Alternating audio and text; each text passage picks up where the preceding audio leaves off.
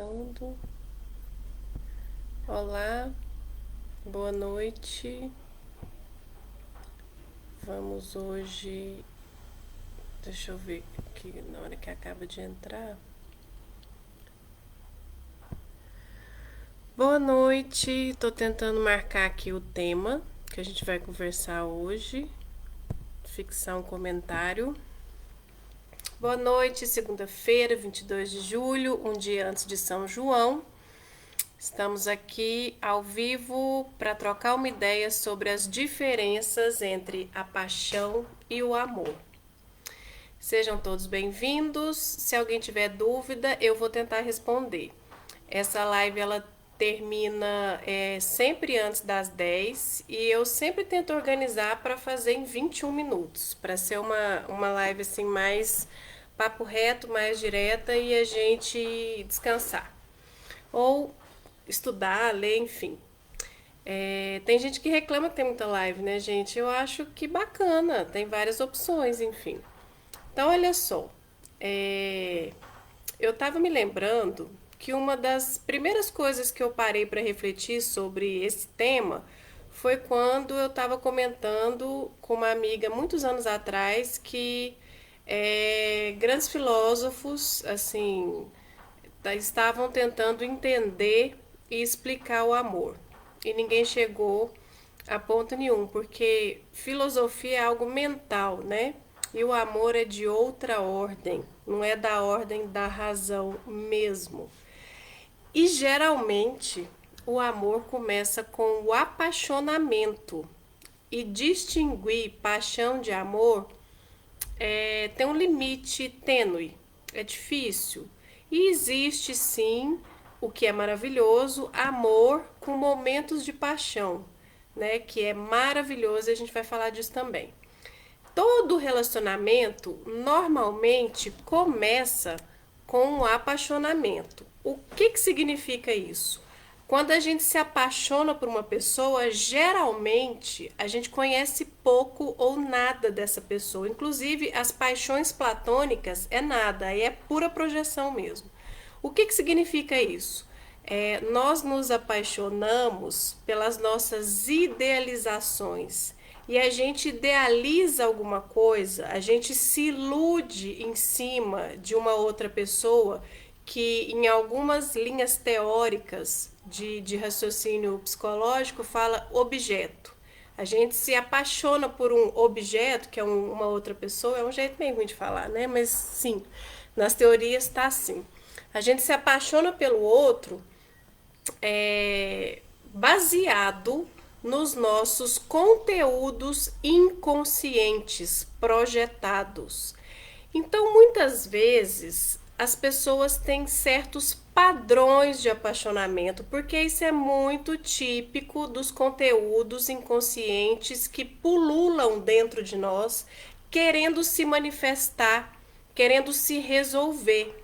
Por exemplo, é comum algumas pessoas terem um certo tipo de padrão de perfil de apaixonamento, seja por traços físicos, às vezes assim, é só loiro, é só morena, é só. Eu já vi homem falar assim, eu só gosto de mulher que tem quadril largo.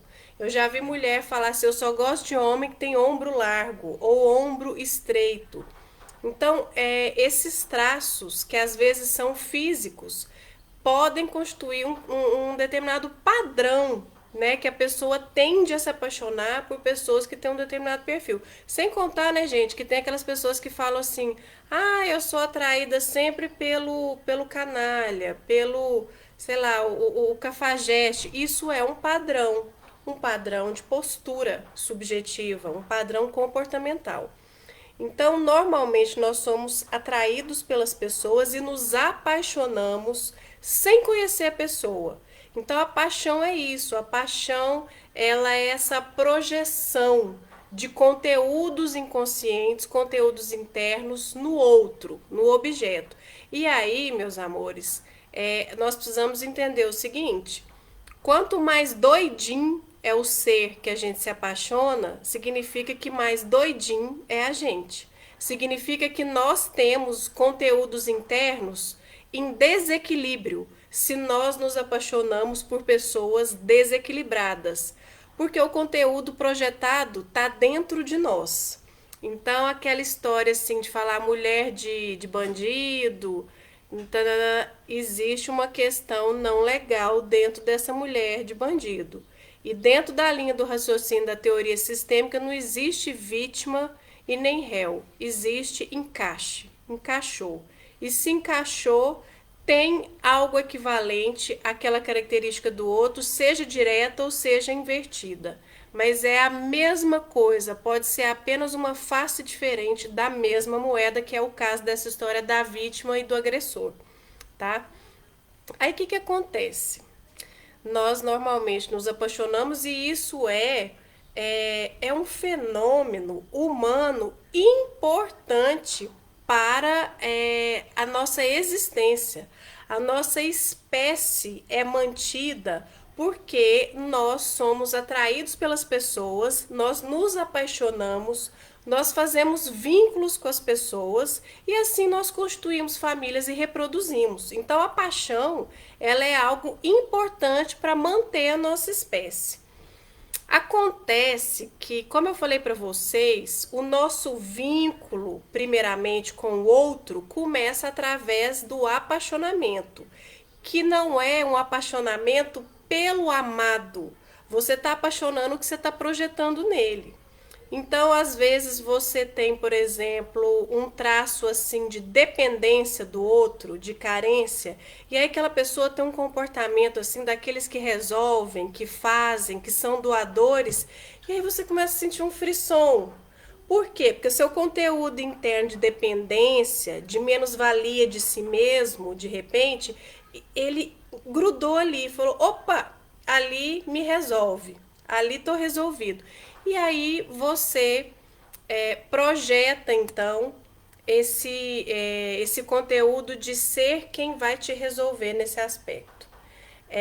Só que dependendo de como é que é essa intensidade dessa sua dependência, dessa sua carência, dessa sua menos-valia, esse outro que faz tanto, que dá tanto, que é generoso, né, que é doador e que resolve a sua vida, pode ser que ele te cobre um preço caro, pode ser que ele faça isso de uma maneira equilibrada, saudável, generosa, na medida de que esse traço seu também não vai ser tão desequilibrado, tão deficitário, a ponto de atrair uma pessoa que teria essa qualidade de te dar, mas te cobrar um preço por isso. Entendem quando eu falo que a saúde do seu amado, ela indica a sua saúde? E assim, tem milhões de combinações que nós podemos fazer. E cada pessoa que está aqui presente pode parar e pensar que às vezes num determinado momento da sua vida você era atraído por determinados tipos de pessoas. No outro, aí você quebra a cara, você sofre, sei lá, ou então dá muito certo, é muito bacana. E aí você vai mudando alguns detalhes dessa tendência de atração pelo outro. Né? Coisas que a gente vai adquirindo com o processo de amadurecimento, vivendo, errando, aprendendo, sofrendo, crescendo e se transformando de preferência para melhor, né? Porque se a gente não ficar ressentido e fixado na falta, a gente toma aquela experiência para nós, nos enriquecemos e sempre nos transformamos para melhor. Mas se a gente entrar numa postura, por exemplo, de vítima e querer responsabilizar o outro, se vitimizando, querer excluir um determinado aspecto de uma experiência, aí você não toma todo o aprendizado que você tem daquela experiência que você viveu e você não segue transformado para melhor. Às vezes você segue até transformado para pior. Tá. E aí nesse primeiro momento, então, nos apaixonamos pelas nossas idealizações, pelas nossas projeções, de acordo com os nossos conteúdos internos. E às vezes nos apaixonamos por pessoas maravilhosas. Muitas vezes nos apaixonamos por pessoas maravilhosas. O que significa isso? Meus conteúdos internos que estão pululando tão bem, tão legal. Então eu projetei isso no outro esse conteúdo é bacana, então esse outro também ele é equivalentemente bacana, vamos nos apaixonar e vai ser maravilhoso. Vamos curtir uma onda legal aqui, vamos curtir uma onda bacana. Só que, mesmo se bem que nem tanto, se eu me apaixono por uma pessoa bacana, eu já tenho, eu já tô dando sinais de que eu tenho muita capacidade de desenvolver essa paixão para amor. Porque para a gente conseguir amar, a gente tem que dar conta da desilusão de acordo com a realidade. Porque mesmo quando a pessoa é bacana e a gente projeta lá nossos conteúdinhos legais, bacanas, a gente vai vendo que a realidade mostra que não é bem assim. Então, a gente se desilude e a gente precisa ter saúde para poder entender que a gente vai perder uma ilusão, mas a gente vai ganhar algo bom com aquele outro que é diferente de mim e eu vou lidar com aquela realidade de maneira madura, de maneira saudável, de maneira equilibrada. Nós vamos poder caminhar juntos fazendo trocas e é a nossa diferença que vai trazer riqueza para essas trocas, porque se a gente for igual, não acrescenta. Mas se a gente for diferente de maneiras incompatíveis, desgasta bastante. Então, assim, é como se tivesse que ter um certo parâmetro mínimo e máximo para poder transitar sem grandes esforços, desgastes e sofrimentos, tá? Para não ter essas diferenças incompatíveis. Então, meus queridos, a gente observa alguns comportamentos típicos. Tem mulheres e homens que tendem a se apaixonar pelas pessoas e aí quando a paixão termina, passa um pouco o relacionamento termina. Inclusive me perguntaram aí numa caixa que eu abri de pergunta no Store hoje, me perguntaram se a paixão tem tempo de duração. Fizeram umas pesquisas aí, junto com psicologia social e neurologia, medindo a galera que estava apaixonada, um grupo aí, isso há muitos anos atrás, e chegaram à seguinte conclusão, que aquela bioquímica maluca da paixão, que a gente fica jorrando dopamina e serotonina, a gente até emagrece porque sente menos fome, porque se nutre de paixão, que essa bioquímica ela dura no máximo 2 anos, mas é raríssimo ela durar 2 anos. Normalmente, essa bioquímica da paixão, aferida lá pelos neurologistas, ela dura em torno de 7 meses. Isso é uma média estatística, né? Isso é matemática desse grupo aí que foi pesquisado. Mas pode durar um mês, pode durar um ano, entendeu? Mas em média a gente fica assim, meio babando e atrapalhado e sonhador e, né, daquele jeito apaixonado, no máximo 7 meses, ok? Chegando no máximo a 2 anos, mas em média 7 meses. Então, quando vai acabando essa paixão, tem gente que vai embora. Tem gente que é viciado em se apaixonar. Por que será que tem pessoas que só se interessam em estar apaixonadas? Por que essas pessoas elas não se deliciam, elas não usufruem de um amor maduro? Porque essas pessoas, num dos aspectos pelo menos, elas não fizeram o que a gente chama nas constelações sistêmicas de tomar pai e mãe. O que significa tomar pai e mãe? Falando muito rapidamente, significa aceitar a sua realidade, aceitar como é a sua estrutura familiar e a maneira como você chegou no mundo, chegou na vida, seja com pais casados, seja com pais separados, seja uma família organizadinha, seja uma família desorganizada, enfim. Tomar pai e mãe significa que você não está com raiva, culpa ou vergonha da sua família de origem. Você concordou com a sua realidade do jeito que é.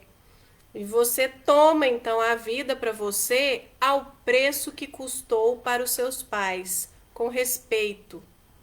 Isso é tomar pai e mãe.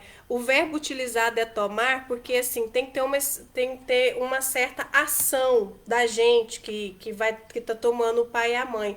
Porque quando você fala aceitar, receber, fica parecendo que é um treco totalmente passivo. E não é.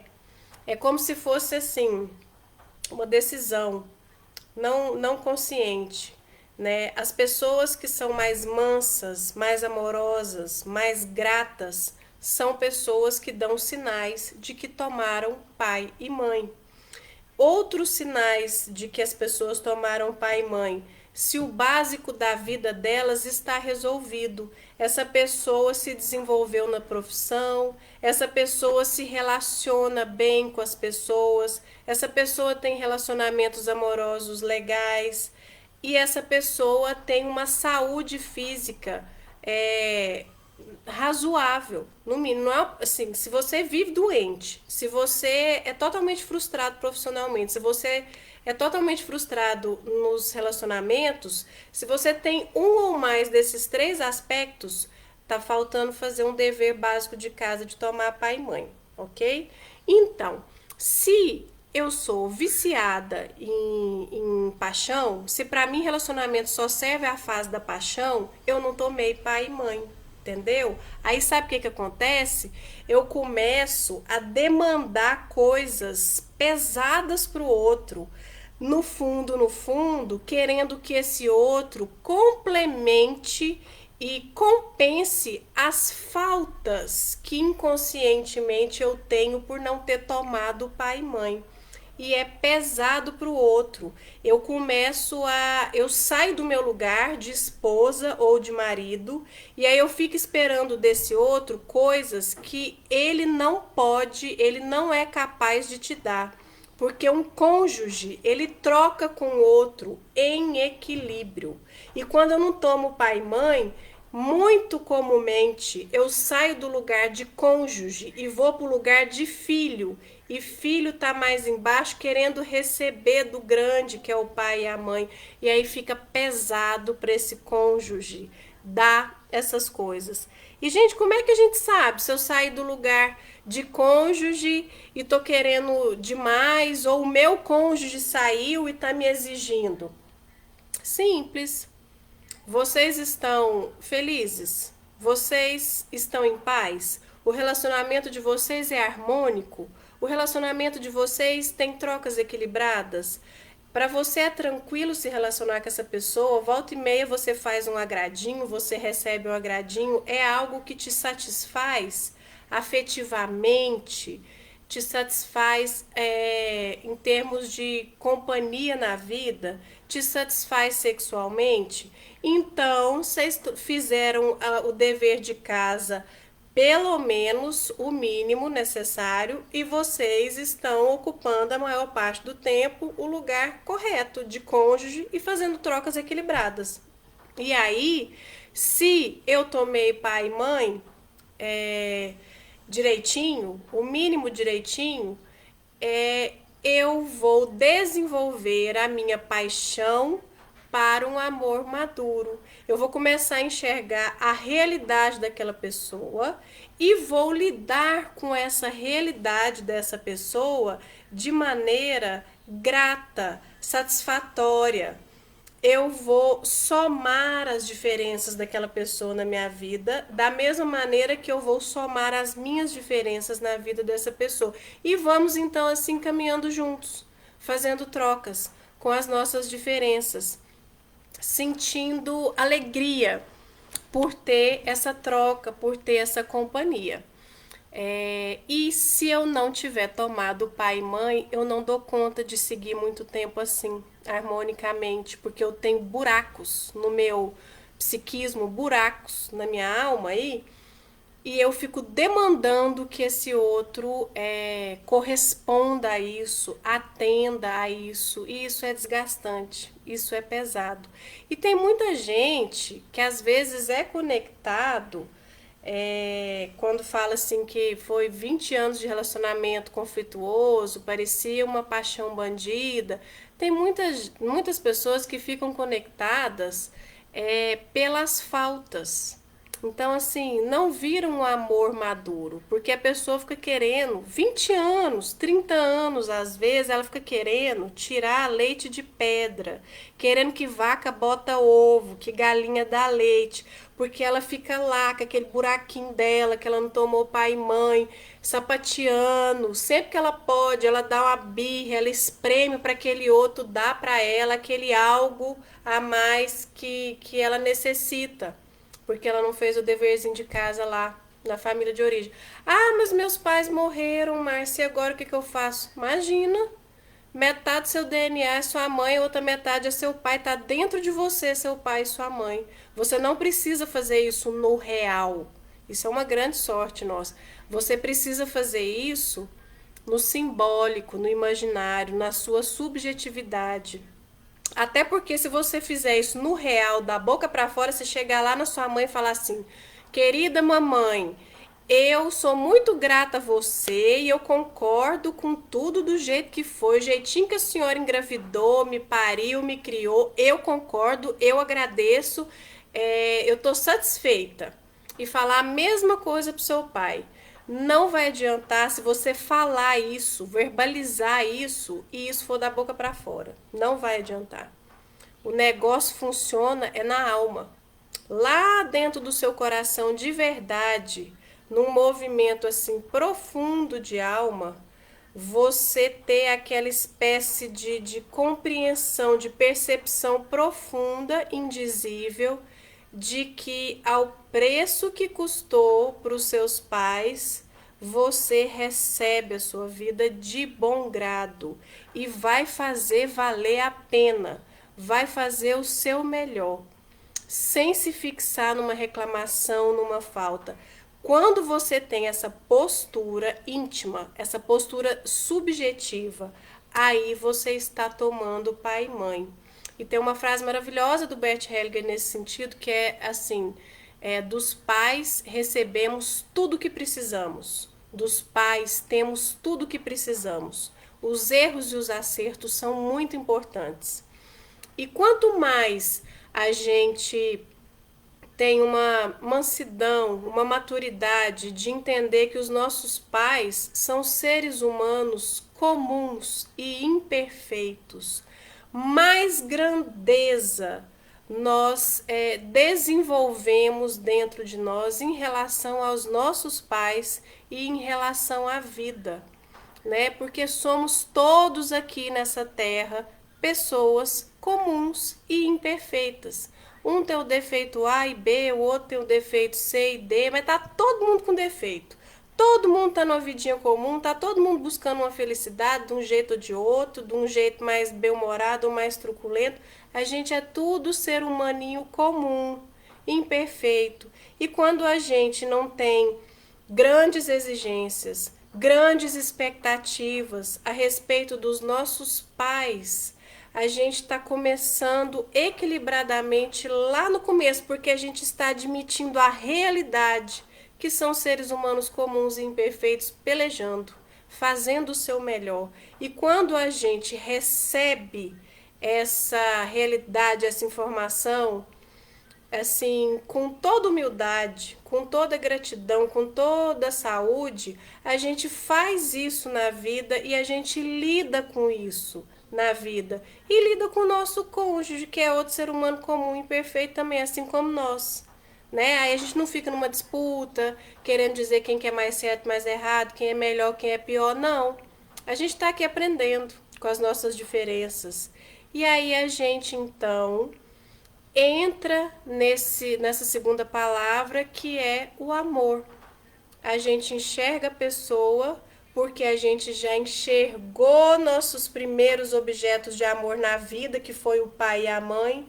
A gente enxerga o nosso objeto atual de amor na vida, que é nosso marido ou nossa esposa, e também os nossos filhos. E aí a gente não fica querendo exigir nada sobre-humano, nem dos outros, nem de nós. E aí a gente segue a vida com mais saúde, com mais equilíbrio, com mais alegria, com mais realização. Ok, queridos? Vamos ver se tem alguma. Ô, Johnny querido, fico muito feliz com o seu comentário. Eu também sou muito grata a todos os alunos. Quando a gente é professor, acho que a gente aprende mais do que ensina. Tema de saúde pública, né? Que legal, Johnny. Gente, então é isso. Então Tem eu gente que desejo. ele perguntou se tem como amar e se apaixonar ao mesmo tempo. Ah, não, eu esquecendo, que bom que o Alessandro me lembrou que teve gente que perguntou se tem como amar e se apaixonar ao mesmo tempo. Tem, você sabe por quê? Porque o nosso inconsciente, ele é atemporal. Então, assim, num primeiro momento, não conheço direito, fui atraída pela paixão, vinculei de maneira apaixonada. Não tô sabendo o que que é o outro, não. Tô projetando, tô apaixonada, tô lá me deliciando com a paixão. Aí eu amadureço. Aí eu desenvolvo essa vinculação mais madura, aonde eu já admiti que eu estava iludida em alguns pontos, mas eu estou admirando a realidade do outro ali com as suas diferenças, caminhando feliz da vida, amando a pessoa. Em determinados momentos, eu posso mudar. Assim, sabe quando você pega um pote que assentou a terra lá no fundo, aí você dá uma chacoalhada, a terra sobe? Então, assim, eu posso tomar um chacoalha da vida e um conteúdo interno meu, inconsciente, emerge e eu vou projetar esse conteúdo no outro. E em determinados momentos, o outro que vai dar uma modificada, dar uma chacoalhada na vida, e aí algum traço dele vai colar com algum conteúdo meu interno e eu me apaixono por aquela pessoa, já estando com ela há algum tempo e a amando. E é delicioso. E é perfeitamente possível para todos nós. Inclusive, tem um texto muito bacana para quem gosta de psicanálise que chama As Vicissitudes do Superego, que mostra que o amor não acaba quando a gente está se reinventando sempre e se transformando. Então a gente tem novos conteúdos para atrair o outro. E também, quando a gente está se reinventando, nós mesmos criamos novos conteúdos para ser atraído pelo outro, mas esse outro tem que colaborar. Porque se esse outro tiver muita mesmice, se esse outro tiver muita pobreza de conteúdo, a pessoa é a mesma coisa, só faz a mesma coisa, só fala a mesma coisa, não dá para eu encaixar nenhuma projeção nova minha nele, não. Então, duas pessoas que estão vinculadas pelo amor, já maduras num relacionamento, num vínculo duradouro de amor, elas se reinventam e elas podem projetar novos conteúdos, inclusive se ela for saudável, ela vai se reinventar de uma maneira positiva, interessante. São novos conteúdos de apaixonamento, conteúdos bons, conteúdos positivos, e a gente vai se apaixonar pela essa pessoa. Isso já aconteceu comigo, inclusive, né, amor? Você tá aí, Alessandro? É possível sim. Quem foi que perguntou? Não, não sei se eu vou encontrar o nome aqui, mas a gente pode sim. Ah, Andy Fonseca. Pode sim ter amor e paixão ao mesmo tempo dessa maneira, com pessoas vivas se movimentando, se reinventando, que já se amam e se reapaixonam, ok? Com um novo comportamento, uma novidade. E aí se reapaixona. E isso é muito desejável. Isso é muito desejável, isso refresca a relação, isso oxigena a relação, isso renova a relação. E sabe o que que isso compõe? Compõe um novo casamento, às vezes, um novo namoro, um novo relacionamento com a mesma pessoa. Só que não é a mesma pessoa. É aquela mesma pessoa transformada e vocês juntos se transformam e às vezes assim surgem novidades, padrões, sei lá, um marco simbólico e é como se virasse um novo casamento. E às vezes isso acontece, gente, em processos de imersão. Eu já vi casal amigo comentar que quando vai para encontro de casais na igreja, que se emociona muito com um monte de coisa, enxerga um monte de coisa que não estava enxergando e se reapaixona. E o casamento muda, dá um upgrade. Eu já vi casais comentarem que às vezes em imersões terapêuticas para casais, ou às vezes de indivíduos, mas tá os dois juntos lá na imersão, se reinventa, se reapaixona, né, Alessandro? Então eu desejo uma vida de amor nos relacionamentos e um amor divertido, aonde a gente possa também se reapaixonar amando essa pessoa. A gente vai seguir muito mais satisfeito na vida e contribuindo mais para um mundo mais alegre. Um beijo grande para todo mundo, que são quase 10 horas. Beijo, beijo, beijo e até segunda que vem.